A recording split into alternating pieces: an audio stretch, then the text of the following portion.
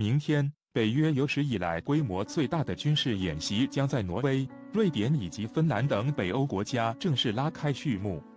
作为对俄罗斯今年举行的有30万人参与的东方负2018大规模军演回应，以美国领衔的北约国家在这次代号3X节点实战演练中共集结了70艘各型战舰、130余架战机、1万余辆各种坦克、战车以及近4-5万名士兵。作为北约组织的带头大哥，美军在这次军事演习中自己就出动了由10艘各型战舰、70余架各种舰载机组成的航母战斗群，并直接从北极奔赴演习地点，其目的就是锻炼美航母战斗群在寒冷地区的适应能力和作战能力。此前，北约欧洲盟军最高司令柯蒂斯·斯卡帕罗蒂称，北约从10月25日到11月7日举行的3X节点大规模军演，将展示北约全方位遏制俄罗斯的作战能力，威慑下阻俄罗斯等对美国世界头号军事强国构成威胁的国家。北约这次在俄罗斯后院明目张胆、兴师动众搞军演，实际上就是在演练北约东扩战略的合围战术。北极地区和北大西洋地区作为俄罗斯突破北约东扩包围圈的战略要地，多年来俄军十分重视该地区的军事部署。近几年，除了恢复扩建了多个能起降远程战略轰炸机的空军基地外，担负着该地区防守重任的俄罗斯海军北方舰队也在该地区集结了俄罗斯海军近1半各种作战舰艇，特别是号称武库舰的彼得大帝号核动力重型巡洋舰也被部署到了北方舰队，其重视程度可见一斑。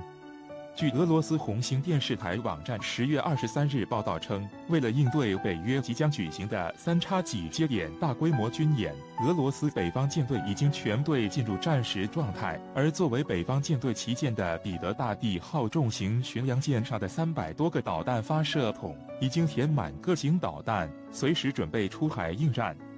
北方舰队副司令称，如果美航母战斗群敢靠近俄罗斯领海进行挑衅，俄北方舰队重型巡洋舰就把进入发射状态的各型导弹打出去。密集的导弹雨将让美航母战斗群有来无回，绝不客气。霍尔木兹海峡是国际重要的航运水道，被称为世界的油阀，这里的一举一动都会对世界经济产生巨大影响。随着近阶段以来美伊关系的紧张，伊朗海军在这里动作频频，备受外界关注。但也有一个老牌海上强国偏要在这个时候来挑衅，派出了排水量超过7000吨的盾舰抵近示威，自然遭到了伊朗海军的强硬对峙。据海外网10月23日援引英国《每日电讯报》的报道称，英国海军一艘45型驱逐舰在通过霍尔木兹海峡时，遭遇伊朗海军玩命式拦截。报道称，当时数艘伊朗海军快艇迎面冲向英军驱逐舰，即便是眼看就要相撞，也绝不退让。驱逐舰舰长迈克尔·奎因不得不下令用水炮驱离。事后据他表示，驱逐舰的强力水炮连续射中快艇5次，但是并没有能够阻止其行动。从英国媒体的描述可以看出当时场面的激烈。事实上，这已经不是伊朗海军今年第一次在霍尔木兹对外国军舰采取激烈行动。早在今年9月份，伊朗国家电视台就播放了一段伊朗革命卫队快艇冲击美国航母战斗群的画面。当时多艘快艇迅速冲向美军航母，而美军至少有1艘驱逐舰和1架直升机试图驱离。从有限的画面可以看出，美军驱逐舰试图通过造浪的方式阻止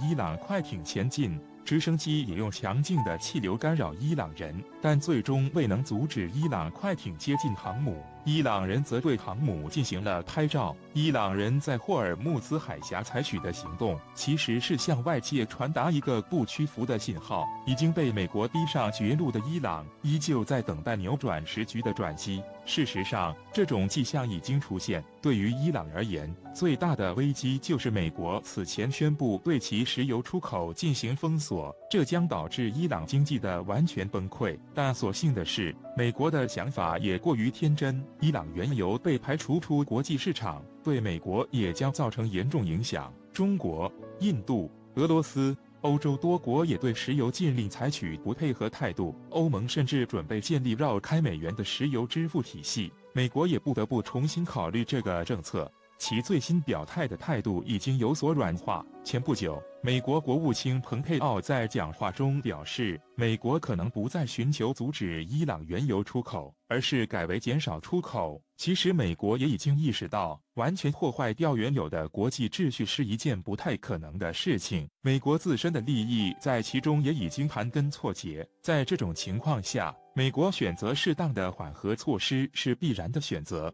但是他的野心从未停止。比如，美国到目前为止一直没有表示不再寻求推翻伊朗现政府。作者刘成佑，图片来自网络。兵和贼的关系是辩证对立的，没有贼，兵就要失业了。为了不失业，继续做全球霸主、世界警察，美国积极制恐、助恐，甚至培养恐怖组织。刚刚，俄罗斯曝光美军勾结阿富汗恐怖分子的铁证，这一次特朗普想要耍赖都没门了。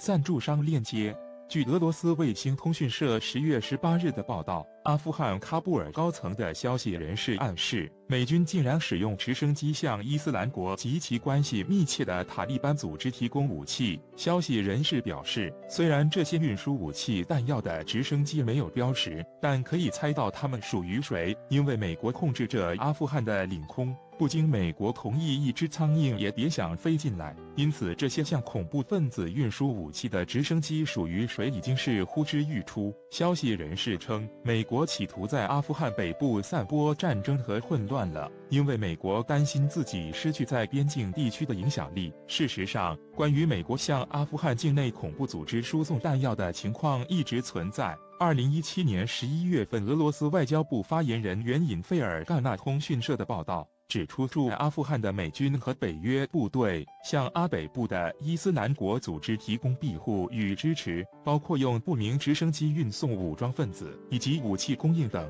而今年3月份，阿拉伯叙利亚通讯社报道，美军3架直升机带走了4名伊斯兰国头目，去向不明。而就在10月7日，媒体报道美军再次从叙东部代尔祖尔省运走伊斯兰国组织成员。赞助商链接。难以想象，美国作为反恐大户，在全球反恐最积极的国家，居然是恐怖组织身后最大的庄家。如果这些事实只能证明美国想要利用恐怖分子，那么翻看一下伊斯兰国的发家史，就可以看到，在这些脓包之下，美国疯狂培植的病毒和细菌。伊斯兰国的前身是一神论和圣战组织，2006年才决定建立政教合一的伊斯兰国，现在的领导人是巴格达迪。2005年，巴格达迪被美军俘虏。2009年，美军突然释放了他。第2年，伊斯兰国领导人马斯里就被美军定点清除，然后巴格达迪就控制了臭名昭著的伊斯兰国。巴格达迪上位之快，释放的时间之精准，让人匪夷所思，且没有任何理由可以解释美国为何要释放巴格达迪。现在的巴格达迪被美国称为新本拉登，但这个杀人魔王却是美国无理由释放出来的。联系美国和巴格达迪的诡异关系，以及美国频繁向伊斯兰国运送武器、人员，美国和伊斯兰国这个全球最大恐怖组织的关系还不清楚吗？赞助商链接。美国要做世界警察，就要制造贼，让贼窜入别的国家，美国就能以反恐的名义对别国想打就打。只要美国愿意，随时可以为别国贴上知恐的标签，继而对其进行经济制裁或军事打击。10月4日，美国国家安全顾问博尔顿就表示，伊朗和极端伊斯兰恐怖组织是美国最大的境外威胁，而伊朗从1979年就开始对全球恐怖主义提供资助。美国转眼就把伊朗打成了全球最大的制恐国家。美国拿住狼牙棒，四顾国际社会问谁赞成谁反对。美国这种国家恐怖主义有多大的威力？去年8月21日，美国总统特朗普在宣布增兵阿富汗的时候，就抨击巴铁兄弟窝藏恐怖分子，是恐怖主义的温床，表示美国不会对此继续沉默。这一番表态让巴铁压力山大。巴基斯坦外长阿西夫表示：“我们没有时间了。”巴基斯坦必须迅速改变自己的外交方向。此后，巴铁加大与俄罗斯的经贸关系，同时积极向土耳其购买军火，曾耗资50亿美元购买土方4艘岛级护卫舰，单价直追055大驱。巴铁这不是在买军火，而是在交保护费，跟现在沙特颇为类似，赞助商链接。美国以前是大炮一响，黄几万两，现在是随手一指，指鹿为马。给哪国贴上知恐的标签，根本不需要美国军舰直接开来，就是美国要进行制裁和打击的心理预期，就能让一国处于极大的压力之中。美国这是将金融战应用到了国际竞争上，也来炒预期了。最近美国加大对沙特的勒索，要求沙特提供更多的保护费，就是为了在叙利亚反恐。没有恐怖分子怎么办？美国来批量生产。阿富汗的反恐战争打了17年，看来叙利亚也要打个10几年。人权、人道、正义，美国倡导的一切全都被自己践踏在脚下，只有白痴才